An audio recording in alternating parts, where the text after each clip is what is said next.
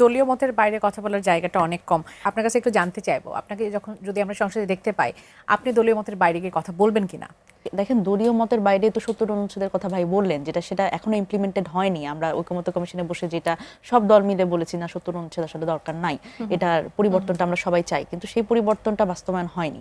এটা একটা ভয়ের ব্যাপার।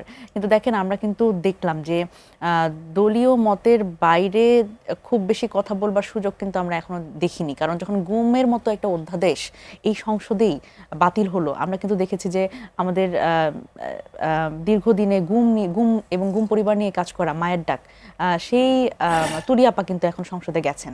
এবার আমার প্রশ্ন হচ্ছে, যদি দলীয় মতের বাইরে কথা বলার সুযোগ না থাকে, তুলি আপা কি বলতে পারবেন যে এই গুমের অধ্যাদেশটা কেন বাতিল হলো?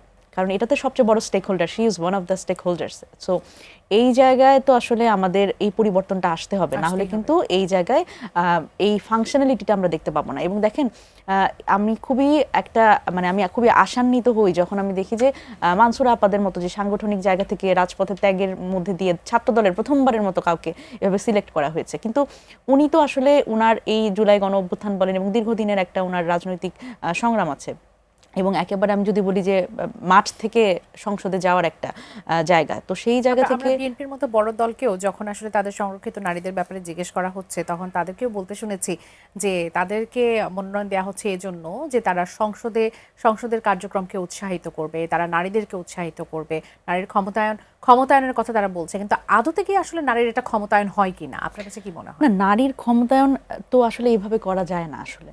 হ্যাঁ, এখানে যারা সংরক্ষিত নারী আসনে আছেন, তারা খুব বেশি যেটা করতে পারেন যে তাদের কথায় বার্তায় তাদের ভয়েসটা যদি আমরা শুনতে পাই, তারা যদি নারীদের বা ন্যাশনাল রাজনীতির যে ইস্যুগুলো সেগুলো নিয়ে কথা বলেন, সেখানে একটা ইন্সপিরেশনের জায়গা আছে। কিন্তু অসুবিধার জায়গাটা তো ওইখানে না, অসুবিধার জায়গা তো অন্য জায়গায়। সেটা হচ্ছে যে দলগুলো তো নমিনেশন দিচ্ছে না। নমিনেশন কেন দিচ্ছেন না?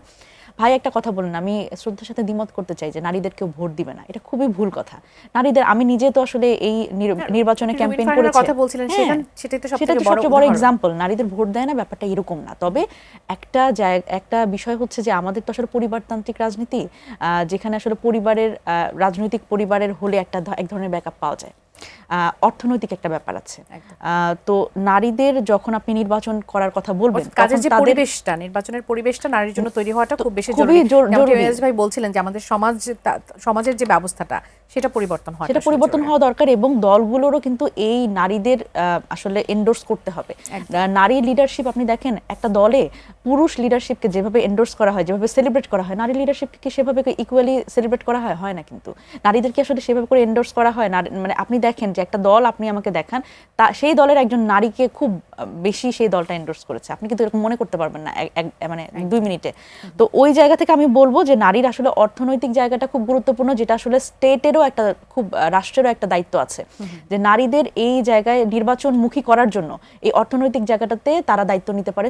স্টেট ফান্ডেড নির্বাচন হতে পারে নারীদের জন্য, এবং দলগুলোরও কিন্তু এখানে দায়িত্ব আছে যে নারীদের আসলে এই নির্বাচনের ক্ষেত্রে তাদের যাতে আসলে এই অর্থায়নটা কোথা থেকে আসবে, সেটাও কিন্তু নারীদের মানে সেই দলগুলোর দেখতে হবে। সুতরাং যাতে করে এই নির্বাচনে তারা আসলে নির্বাচনমুখী হয় এবং রাজনীতিমুখী হয়।